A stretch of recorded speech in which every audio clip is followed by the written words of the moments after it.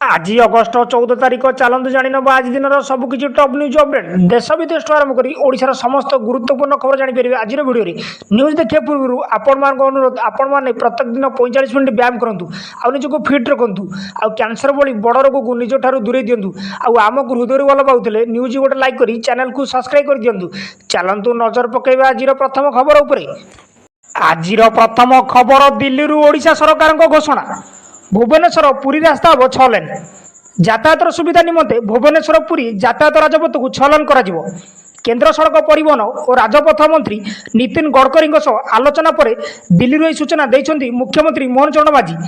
मुख्यमंत्री मोहन चरण माझी सोमवार ठारू 3 दिनिया दिल्ली गस्तर अच्छा मंगलवार दिन दिल्ली ठारे सड़क परिवहन और जातीय राजपथ मंत्रालय द्वारा आयोजित जातीय राजपथ निर्माण समीक्षा बैठक में जोग देवा पर मुख्यमंत्री सूचना देते खबर मिली। परवर्ती खबर बंगोपसागर घूर्णिबलय सृष्टि 7 जिले में प्रबल वर्षा नहीं अलर्ट स्वाधीनता दिवस में 7 जिले में प्रबल वर्षा होवर समान रही एने स्वतंत्र रिलीफ कमिशनर संपृक्त जिलापाल और पौरांचल कर्तृपक्ष को सतर्क रहा निर्देश देते। बंगोपसागर सृष्टि घूर्णिबलय सक्रिय रही झारखंड और संलग्न अंचल में सृष्टि होता ए घूर्णिबलय प्रभाव में आसंता 24 घंटा मध्य बिजुली घड़घड़ी सह वर्षार समान रही मंगलवार बालेश्वर भद्रक जाजपुर केन्द्रापड़ा कटक जगतसिंहपुर सुंदरगढ़ झारसुगुड़ा बरगढ़ संबलपुर देवगढ़ अनुगुल ढेंकानाल केन्दुझर मयूरभंज में वर्षार प्रभाव रही सबु जिले में 7 ରୁ 11 सेमी वर्षा समान विभाग पक्षर येलो वार्निंग जारी कर सूचना मिली। परवर्ती खबर ओडिशा रे पहुंचला 4 राज्य आलू ट्रक ओडिशा रे पहुंचला 4 राज्य आलू ट्रक उत्तर प्रदेश पश्चिमबंग पर एवं पंजाब जलंधर और बिहार पूर्णिया आसी ओडिशा रे पहुंची आलू ट्रक उत्तर प्रदेश सहित पंजाब और बिहार आलू मार्केट में पहुंचा पर आलू बिक्री को नहीं आरंभ होती तीव्र प्रतिद्वंदिता एवं पश्चिमबंग को पछारे पकड़ बाहर यूपी पंजाब और बिहार आलू बेपारी ओडिशा बड़ खाउटी मार्केट होइथिबारु एठरे आलू व्यवसाय करने एसबू राज्यर व्यवसायी आग्रह देखाई एमतीक क्षति सही ओडिशा मार्केट रू बेंगल बेपारी को हटाइया राजी अच्छा उत्तर प्रदेश आलू व्यवसायी बोली सूचना मिली। परवर्ती खबर राज्यवासी को मोहन सरकार बड़ भेटी स्वाधीनता दिवस पूर्व राज्यवासी को मोहन सरकार बड़ भेटी देवाक जाऊँगी राज्य में मधुबाबू पेंशन योजना हिताधिकारी को सरकार टंका देवे अगस्ट 15 तारिख में नुआ हिताधिकारी को भत्ता राशि मिल पारे कहुई यहाँ नहीं एजाए कौन सरकारी घोषणा होना बीजेपी निर्वाचन समय भत्ता बढ़िया नहीं प्रतिश्रुति देता आ चलित वर्ष बजेट में एथपाई व्यवहार होता मुख्यमंत्री बजेट में घोषणा करते 60 वर्ष अधिक समस्त को 3000 टंका और 80 वर्ष अधिक वयस्क को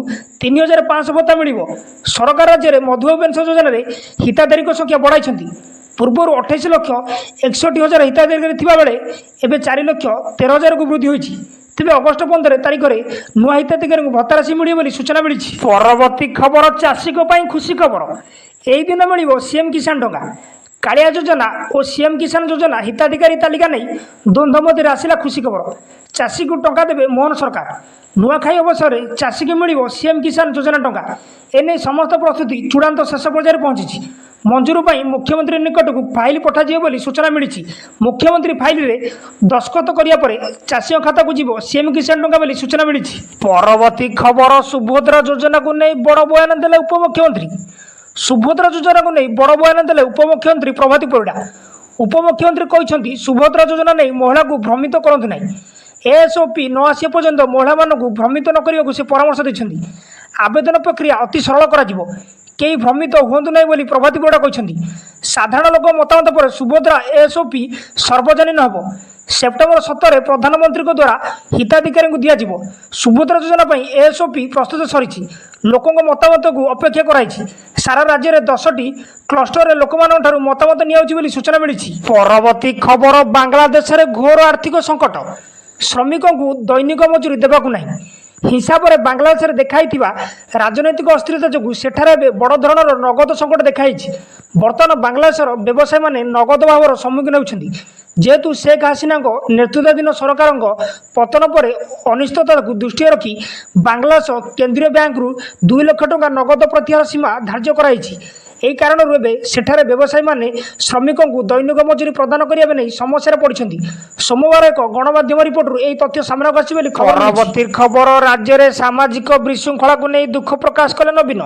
ବର୍ତ୍ତମାନ ବାଂଲାଦେଶରେ ଦେଖାଯାଉଥିବା ହିଂସାର ପ୍ରଭାବ ପଡ଼ୋଶୀ ଦେଶ ତଥା ଭାରତ ଉପରେ ପଡ଼ିଛି। ସେଠାରୁ ଅନେକ ବାଂଲାଦେଶୀ ଭାରତରେ ଅନୁପ୍ରବେଶ କରିବାର ସ୍ଥିର ଉପୁଜିଛି। ସେହିପରି ସମୁଦ୍ର ପଥ ଦେଇ ବାଂଲାଦେଶୀମାନେ ଓଡ଼ିଶାରେ ପ୍ରବେଶ କରିବାର ଭୟ ରହିଛି, କାରଣ ଆଗରୁ ମଧ୍ୟ ଏପରି ଘଟଣା ଘଟିସାରିଛି। ଅନେକ ବାଂଲାଦେଶୀ ଓଡ଼ିଶାରେ ଆସି ବସବାସ କରୁଥିବା ଦେଖିବାକୁ ମିଳିଛି। ଏଭଳି ସ୍ଥିତିରେ ଲୋକମାନେ ଅନେକ ସ୍ଥାନରେ ବାଂଲାଦେଶୀମାନଙ୍କୁ ଚିହ୍ନଟ କରିବା ସହ ସେମାନଙ୍କୁ ମାଡ଼ ମଧ୍ୟ ମାରୁଥିବାର ଖବର ଆସୁଛି। ଫଳରେ ରାଜ୍ୟରେ ହିଂସାତ୍ମକ ପରିସ୍ଥିତି ସୃଷ୍ଟି ହୋଇଛି। ଏନେଇ ସୋସିଆଲ ମିଡ଼ିଆରେ ଏକ ପୋଷ୍ଟ କରିଛନ୍ତି ବିରୋଧୀ ଦଳ ନେତା ନବୀନ ପଟ୍ଟନାୟକ ବୋଲି ସୂଚନା ମିଳିଛି। ପରବର୍ତ୍ତୀ ଖବର। ଅବକାରୀ ସ୍କାନରେ ବେଆଇନ ମଦ ଦୋକାନ ଯାଞ୍ଚ ପାଇଁ ଅବକାରୀ ଅଧ୍ୟକ୍ଷଙ୍କ ନିର୍ଦ୍ଦେଶ। ଚେତିଲା ଅବକାରୀ ବିଭାଗ। ରାଜଧାନୀରେ ଚାଲିଥିବା ବେଆଇନ ମଦ ଦୋକାନ ଉପରେ ରହିବ କଡ଼ା ନଜର। ବିଳମ୍ବିତ ରାତି ପର୍ଯ୍ୟନ୍ତ ଖୋଲା ରହୁଥିବା ଠିପି ଖୋଲା ମଦ ଦୋକାନ ଏବେ ସ୍କାନରେ ଅଛନ୍ତି। ମଦ ଦୋକାନଗୁଡ଼ିକ ଉପରେ ନଜର ରଖିବାକୁ ଭୁବନେଶ୍ୱର ଜିଲ୍ଲା ଅବକାରୀ ଅଧୀକ୍ଷକ ନିର୍ଦ୍ଦେଶ ଜାରି କରିଛନ୍ତି। ନିୟମ ଉଲ୍ଲଂଘନ କଲେ ହେବ କଡ଼ା କାର୍ଯ୍ୟାନୁଷ୍ଠାନ। ରାଜଧାନୀରେ କିଛି ଠିପି ଖୋଲା ବେଆଇନ ମଦ ଦୋକାନ ଓ ବାର୍ ନିୟମ ଉଲ୍ଲଂଘନ କରି ବିଳମ୍ବିତ ରାତି ପର୍ଯ୍ୟନ୍ତ ଖୋଲା ରହୁଛି। ରାତି ଅଧ ଯାଏ ବାର୍ ଖୋଲା ରହିବାରୁ ଗଣ୍ଡଗୋଳ ଘଟୁଛି।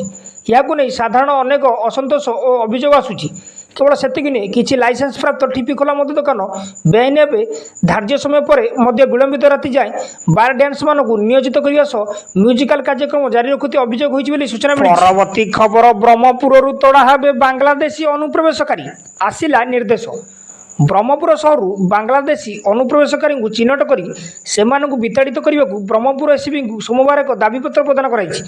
ସହରର କିଛି ଆଇନଜୀବୀ ଓ ବୁଦ୍ଧିଜୀବୀ ଏହି ଦାବିପତ୍ର ପ୍ରଦାନ କରିବା ସହ ବ୍ରହ୍ମପୁରରେ ବହୁ ବାଂଲାଦେଶୀ ଅନୁପ୍ରବେଶକାରୀ ନକଲି ଆଧାର କାର୍ଡ଼ ଧରି ବୁଲୁଥିବା ସେମାନେ ଅଭିଯୋଗ କରିଛନ୍ତି। ବର୍ତ୍ତମାନ ବାଂଲାଦେଶରେ ଜଟିଳ ସ୍ଥିତି ଜାରି ରହିଥିବା ବେଳେ ସେଠାର ଲୋକମାନେ ଭାରତର ବିଭିନ୍ନ ସୀମାନ୍ତ ଅଞ୍ଚଳକୁ ପ୍ରବେଶ କରିବାକୁ ଉଦ୍ୟମ କରୁଛନ୍ତି। ସେହି କ୍ରମରେ ବ୍ରହ୍ମପୁର ସହରରେ ବହୁ ବାଂଲାଦେଶୀ ଅନୁପ୍ରବେଶକାରୀ ଆସିଛନ୍ତି। ପୂର୍ବରୁ ମଧ୍ୟ ସେହି ଦେଶର ବହୁ ଲୋକ ଏହି ସହରରେ ଅସ୍ଥାୟୀ ଭାବେ ରହି ବିଭିନ୍ନ ପ୍ରକାର ବ୍ୟବସାୟରେ ଲିପ୍ତ ରହିଛନ୍ତି। ତେବେ ସେମାନଙ୍କ ଭିତରୁ ଅନେକ ନିଜ ନାମରେ ନକଲି ଆଧାର କାର୍ଡ଼ ପ୍ରସ୍ତୁତ କରୁଛନ୍ତି, ଯାହା ସମ୍ପୂର୍ଣ୍ଣ ଭାବେ ବେଆଇନ ଏବଂ ଆଗକୁ ବ୍ରହ୍ମପୁର ଜନସାଧାରଣଙ୍କ ପାଇଁ ବିପଦ ସୃଷ୍ଟି କରିବାର ଆଶଙ୍କା ରହିଛି ବୋଲି ସୂଚନା ମିଳିଛି। ପରବର୍ତ୍ତୀ ଖବର। ବଢ଼ିଲା ପେଟ୍ରୋଲ ଦର। ଓଡ଼ିଶାରେ ଆଜି ପେଟ୍ରୋଲର ମୂଲ୍ୟ 1 ଲିଟର ପିଛା 101 ଟଙ୍କା 5 ପଇସା ରହିଛି।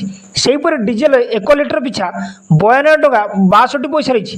ତେବେ ଏଠାରେ ଆମେ ଆପଣଙ୍କୁ ସୂଚନା ଦେବାକୁ ଚାହୁଁଛୁ ଯେ ଆଜି ଓଡ଼ିଶାର ପେଟ୍ରୋଲ ଲିଟର ପିଛା 8 ପଇସା ଓ ଡିଜେଲ ଲିଟର ପିଛା 7 ପଇସାକୁ ବୃଦ୍ଧି ପାଇଛି। ତେବେ ଗତକାଲି ତୈଳ ରେଟ୍ ଖସିଥିଲା ବେଳେ ଆଜି ଦର ବଢ଼ିଛି।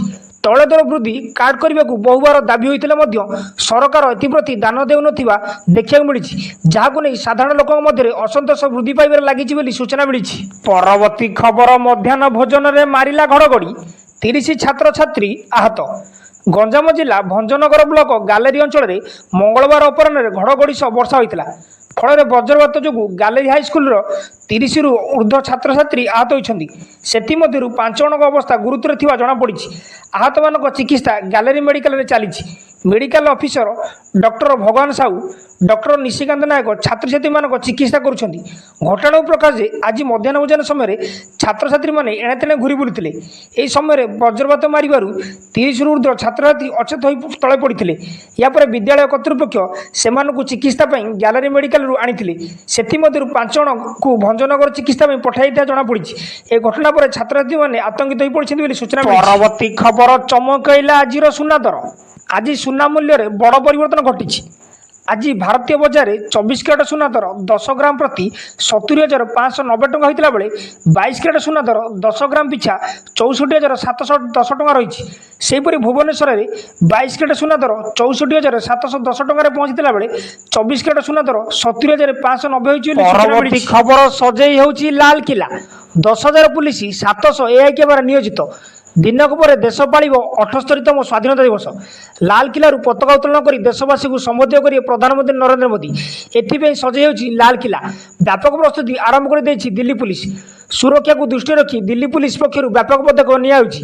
10,000 पुलिस कर्मचारी समेत आउ 3,000 ट्राफिक पुलिस को नियोजित कराई। सेहीपरि विभिन्न स्थान में 700 अधिक आर्टिफिशियल इंटेलिजेंस आधारित कैमेरा लगाई। सेहीपरि इंदिरा गांधी अंतर्जातीय विमान बंदर, rail station, bus stand, mall और बजार समेत विभिन्न स्थान में अतिरिक्त पुलिस टीम और पार्लियामेंटारी फोर्स मुतयन कराई।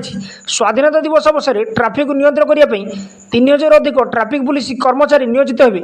एमाने दिल्लीर विभिन्न प्रवेश पथ और लाल किला को संजोग कर रास्ता नियोजित रही बोली सूचना। न्यूजटी एटी समाप्त होइछि। न्यूजटी भल लगी आपण मान अनुरोध न्यूज गोटे हृदय लाइक करी चैनल को सब्सक्राइब कर दियंतु।